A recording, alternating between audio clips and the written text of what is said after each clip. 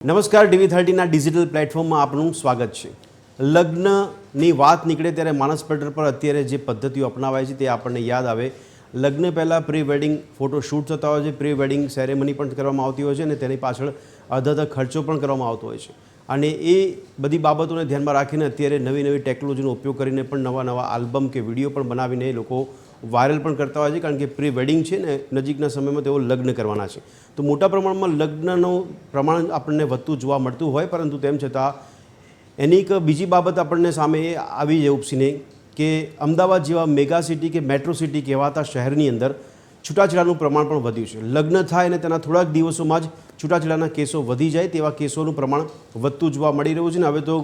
Grey divorce પણ કહેવાય છે, એટલે કે 80 વર્ષની ઉંમરના લોકો પણ છૂટાછેડા કરતા હોય તેવા કેસો પણ નોંધાયા છે, એટલે કે પોતે સ્વતંત્રતા ઈચ્છતા હોય તેવી બાબતો ઉપસીને આવી છે અને ઘણા બધા કારણો પણ તેની સામે ચર્ચા કરવામાં આવી રહ્યા છે। સવાલ એ થાય છે કે લગ્ન કર્યા બાદ થોડાક દિવસોમાં લોકો છૂટાછેડા કરવા માટે મંજૂર કેમ થઈ જાય છે, એવી માનસિકતા કેમ છે, વ્યક્તિ સ્વતંત્ર રહેવા માંગે છે, લગ્ન સંસ્થા કે લગ્ન જીવનને સાચવવા માટેના કેવા પ્રયાસો થાય છે, આ તમામ દ્રષ્ટિકોણને સમજવાનો પ્રયત્ન કરીશું ચર્ચા મળીએ રાત્રે 8 વાગે ચર્ચા છડે ચોક।